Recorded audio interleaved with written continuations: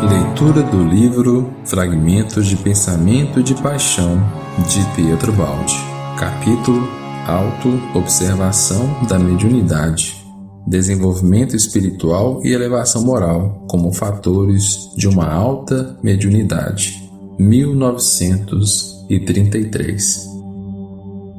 Sou de parecer que, em certos momentos críticos, o progresso da ciência alcança a maturação enfrentando problemas que podem ser facilmente resolvidos pelos métodos experimentais ou pela observação, outros carecendo de diferentes processos para sua solução. Fatos se nos depararam que não se podem explicar quando somente a sua aparência superficial for analisada. Para atingirmos a profundeza das coisas, devemos empregar a alma como instrumento de pesquisa, ou melhor, substituirmos o pensamento e a razão pela intuição como meio analítico. Uma das formas substanciais desse método é caracterizada pela mediunidade. Acredito que a mediunidade é fruto de um desenvolvimento natural que o cérebro humano alcance na sua evolução. A vida, sem dúvida, atinge paulatinamente formas mais grandiosas, visando cada vez mais a perfeição.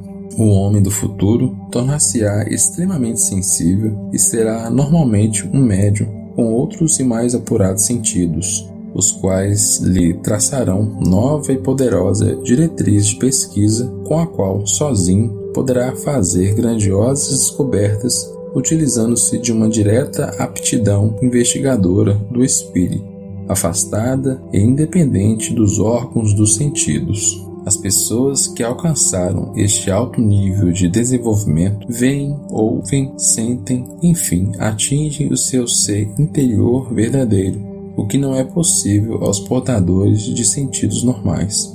A recepção de altas revelações independe completamente dos sentidos orgânicos. Alguns acontecimentos dessa espécie foram considerados neurose ou neurastenia e tidos como casos patológicos.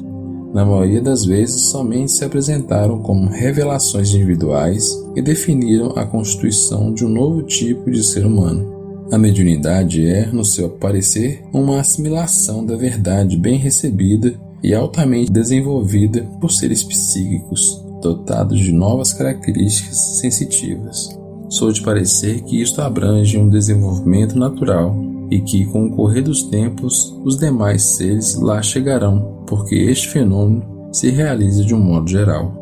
A humanidade deve alcançar a alta maturação, transpondo um por um os degraus da preparação através das provas, as quais são absolutamente necessárias para tal fim. Concebi essa teoria pelo estudo e pela autoobservação durante o penoso trabalho de mais de 20 anos. Estou, presentemente, com 47 anos. Aos 24 anos, recebi meu diploma de advogado na Universidade de Roma e, com insaciável sede de instrução, comecei a aprofundar-me desorganizadamente em todos os ramos do conhecimento humano. Quando concentrei meus esforços no sentido de produzir uma grande síntese, em fechamento dos conhecimentos adquiridos, senti que tudo isso nada representava se eu não vivesse numa nova criação que me elevasse à positividade. Esta nova criação deveria ser caracterizada por um desenvolvimento espiritual. Senti ao mesmo tempo a falta deste novo tipo humano que já previra e no qual eu devia me transformar para provar a minha teoria no campo da prática. Observei que este desenvolvimento se realizava em todo lugar, na ciência, na religião, na filosofia, na medicina, etc., e que a evolução é a grande lei da vida. Eu havia escrito bastante e queria agora realizar experimentações e provas para verificar a veracidade da teoria. Observei então que a mediunidade se encontra no fim de uma contínua purificação da alma e no desenvolvimento de meu ser intrínseco como natural e necessário produto dessa conduta.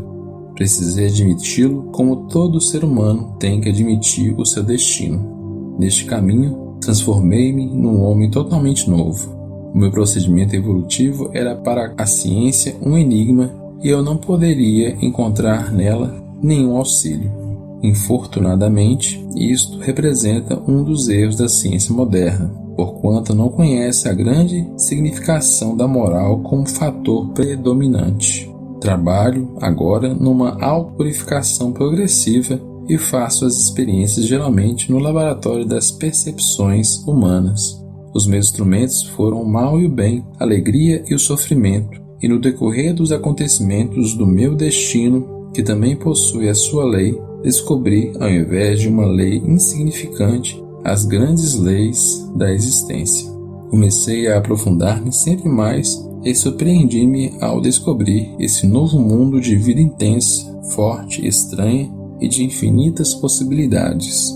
Para evoluir nesta vida, precisei despojar-me das alegrias da minha vida anterior. Ao término desse desenvolvimento autoimposto, descortinei, no Natal de 1931, o primeiro degrau de acesso a um objetivo cujo fim é uma mediunidade experimental maravilhosa. Minha mediunidade é dupla, visual e auditiva.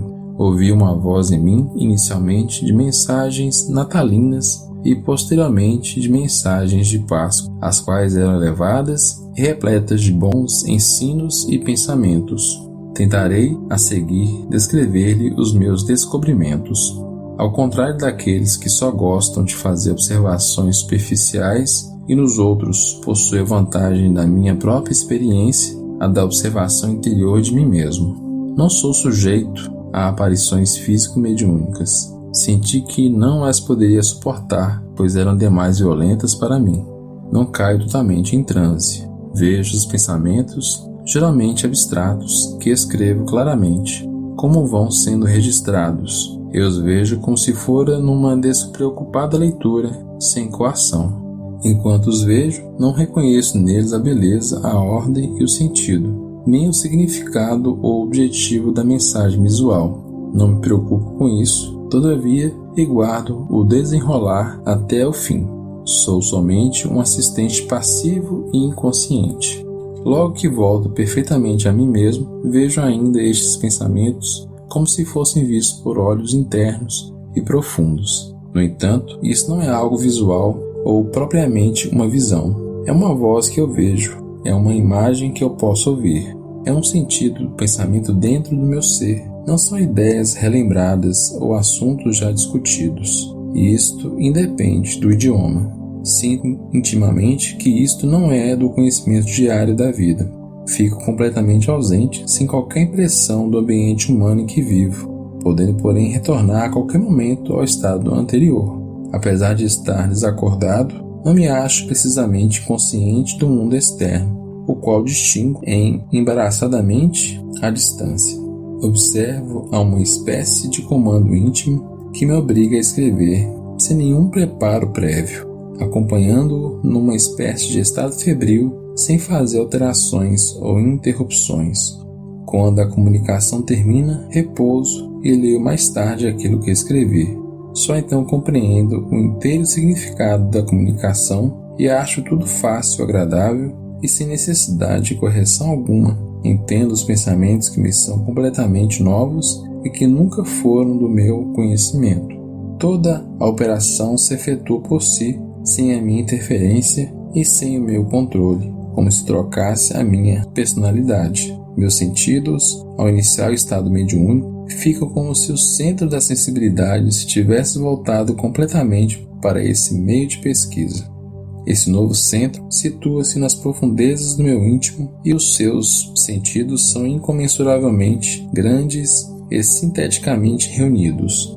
Esta minha personalidade interna é independente do espaço e do tempo.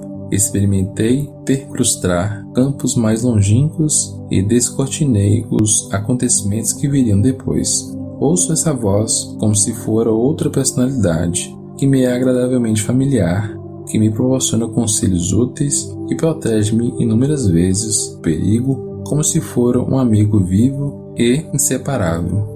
Apesar dessa espécie de amizade, concordamos de vez em quando em nos separar. Vejo também ao meu redor outros seres que não são notados pelos meus semelhantes. A minha mediunidade cresce continuamente em estreita ligação com os acontecimentos adquiridos e com a moral da minha personalidade. Isto é notável, e a ciência nunca levou em consideração o valor moral como fator decisivo para qualquer revelação espiritual. Esta correlação é de tal forma forte que um lapso moral me trairia a perda irremediável da mediunidade. A minha condição de médium é, no meu parecer, o último degrau de um aspirado descobrimento espiritual e moral, porquanto encontrei um entrelaçamento entre esta nova sensibilidade e a prática de uma vida limpa e virtuosa, mostrando-me a exigência absoluta da reciprocidade entre o ser espiritual que fala e o médium que registra as vibrações psíquicas que lhe são enviadas. Quanto mais eticamente alto for o transmitente, tanto mais pura deve ser a vida do médium. As ondas transmitidas devem ser da mesma espécie daquelas ondas recebidas pelo receptador. Eu, como ser humano, me preocupo com grande paixão em acompanhar os altos seres espirituais nos seus ideais. A minha personalidade humana compreende a entidade por intermédio da inteligência. Na abstração dos sentidos, geralmente, uma personalidade mais alta se aposta de mim e assim vejo e reconheço diretamente o ser noutro ponto de vista. Possuo, na maioria das vezes, dois pensamentos em mim, um inferior, o comum humano, e outro elevado, que transporta para a nova vida de surpreendentes experiências. A alta personalidade vê, geralmente, o íntimo do ser. As minhas melhores manifestações não foram realizadas nas salas de visitas, onde se reúnem pessoas fúteis para palestrar, mas sim nos hospitais, onde o sofrimento purifica a alma humana e torna-a capaz de receber o auxílio moral e material da parte dos altos seres espirituais que operam por meu intermédio. Relatarei oportunamente mais fatos referentes à evolução da minha mediunidade, deixando aqui apenas essas ligeiras observações.